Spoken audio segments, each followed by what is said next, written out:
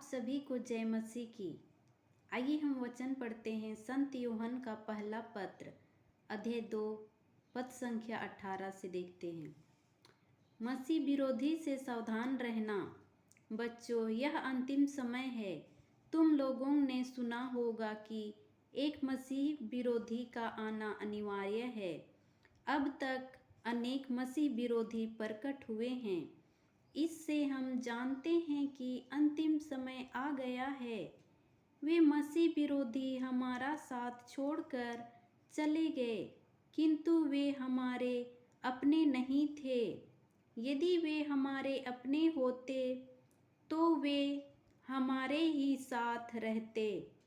वे चले गए, जिससे यह स्पष्ट हो जाए कि उनमें कोई भी हमारा अपना नहीं था।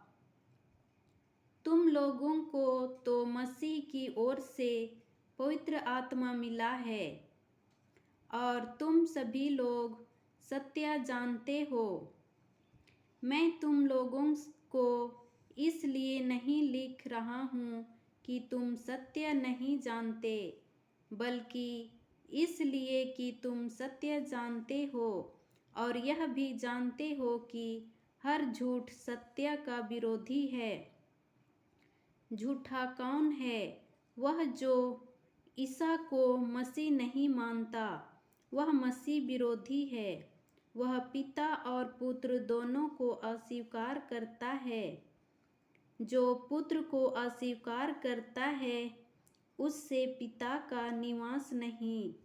जो पुत्र को अस्वीकार करता है, उसमें पिता का निवास है। जो शिक्षा तुम लोगों ने प्रारंभ से सुनी, वह तुम में बनी रहे। जो शिक्षा तुम लोगों ने प्रारंभ से सुनी, यदि वह तुम में बनी रहेगी, तो तुम भी पुत्र तथा पिता में बने रहोगे। मसीह ने हमसे जो प्रतिज्ञा की, वह है अनंत जीवन। मैंने ये बातें तुमको उन लोगों के विषय में लिखी है जो तुम्हें भटकाना चाहते हैं। तुम लोगों को मसीह से जो पवित्र आत्मा मिला, वह तुम में विद्यमान रहता है।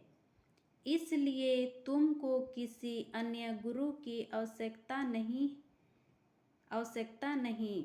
वह तुम्हें सब कुछ सिखलाता है। उसकी शिक्षा सत्य है, असत्य नहीं।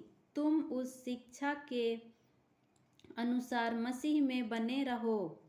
बच्चों, अब तुम उनमें बने रहो, जिससे जब वह प्रकट हो तो हमें पूरा भरोसा हो और उसके आगमन पर उनसे अलग होने की निराशा ना हो। यदि तुम जानते हो कि वह निष्पाप है, तो यह भी समझ लो कि जो धर्माचरण करता है, वह ईश्वर की संतान है। आमीन। इस वचन के द्वारा परमेश्वर आप सबों को आशीष दे और ऐसे ज्ञान बुद्धि समझ दे, ताकि आपकी सारी कार्यों सफल हो जाए। आमीन। जय मसीह की।